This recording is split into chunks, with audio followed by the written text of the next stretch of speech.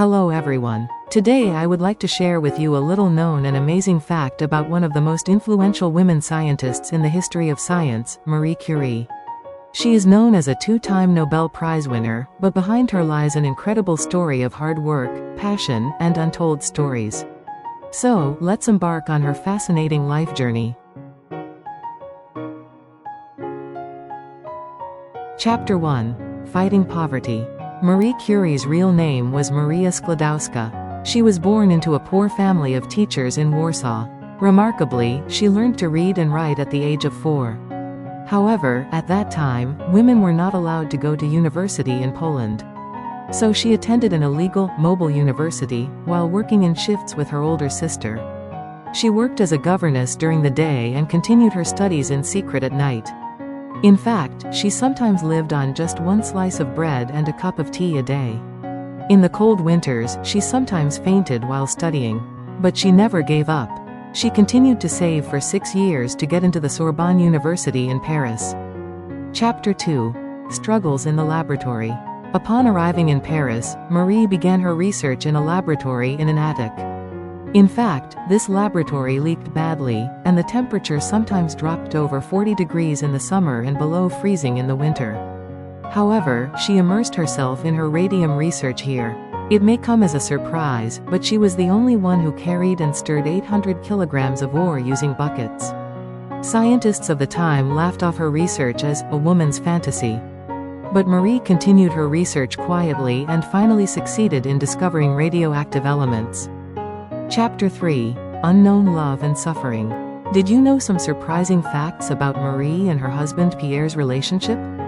They wore lab coats at their wedding, and on their honeymoon they toured research facilities by bicycle. The gifts were special, too. Instead of wedding rings, they bought a bicycle together. Then, in 1906, Marie Curie faced the greatest challenge of her life. Her beloved husband Pierre died suddenly in a carriage accident. At the age of 38 at the time, she was at her wits' end with her 2 young daughters. Interestingly, however, she began a special habit to help her overcome her grief. She began to write in a diary every night. In the diary she left behind, she recorded her calm observations as a scientist and her sensitive emotions as a woman. My life has changed forever. Pierre, you are gone. But our research must go on. What is remarkable is that even in the midst of this profound loss, she made a remarkable decision. Just 2 weeks after her husband's death, she resumed lecturing at the University of Paris. This was unheard of at the time. She was the first woman ever to succeed her husband as a professor at the Sorbonne. On the first day of the lecture, the auditorium was filled with students and the press. They all expected the widowed professor to break down in tears. But Marie Curie was different. She left her husband's last words on the blackboard as he had written them, and began her lecture without hesitation, starting from where Pierre had left off. It is said that the entire auditorium gasped at the sight of her. Even more astonishingly, her research notebooks during this period recorded 3 times more experimental data than usual. As if to drown her sorrows, she immersed herself in her research. And it was this period of intensive research that would later lead to her second Nobel Prize. In fact, in a desk drawer in her laboratory, a photograph was found later in life. It was a family photo taken on her last vacation with Pierre. On the back of the photo, she had written in her own handwriting, "My heart's support." During this period, she left these words for her daughters, Irene and Eve: "There are many beautiful things in life. But sometimes you have to walk in the dark to find them." And interestingly, when she mentored young researchers in her lab, she often told them, "Be a human being before you are a scientist." These words express her philosophy that emphasized the harmony of scientific inquiry and humanity. Marie Curie as a human being, which can never be seen from experimental data or papers. She was deeply saddened, but she turned her emotions into a driving force to achieve even greater heights. Chapter 4. Active in World War I. Perhaps surprisingly, Marie developed a mobile X-ray vehicle during the war and went to the front herself. Called the Petite Curie, more than 200 of these vehicles were deployed, contributing to the treatment of more than 1 million soldiers. She was 56 years old at the time. She drove the vehicles herself and instructed the doctors on how to operate the X-ray equipment. Even more amazingly, she and her daughter, Irene, taught more than 5,000 technicians how to use X-rays. In fact, she also received special military training to obtain her driver's license. Chapter 5. Unknown Interests and True Face. In fact, Marie Curie had a surprising side to her. She loved bicycle trips and also enjoyed climbing in the Alps. Although not well known, Curie also had a sensitive side that loved music. Playing the piano was a lifelong pleasure, and he always had a piano in his Paris home. He had an artistic sensibility that differed from the strict image he had in the scientific world.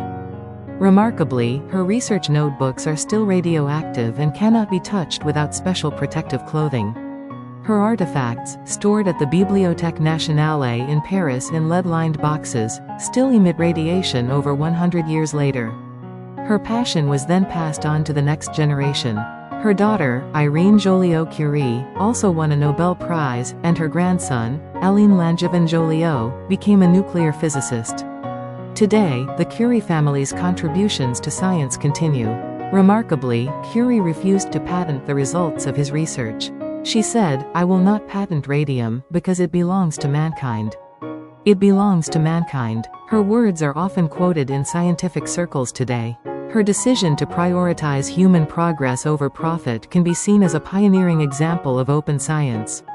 As of 2024, the percentage of female researchers in universities and research institutions around the world continues to increase. This is precisely because of the path paved by Marie Curie.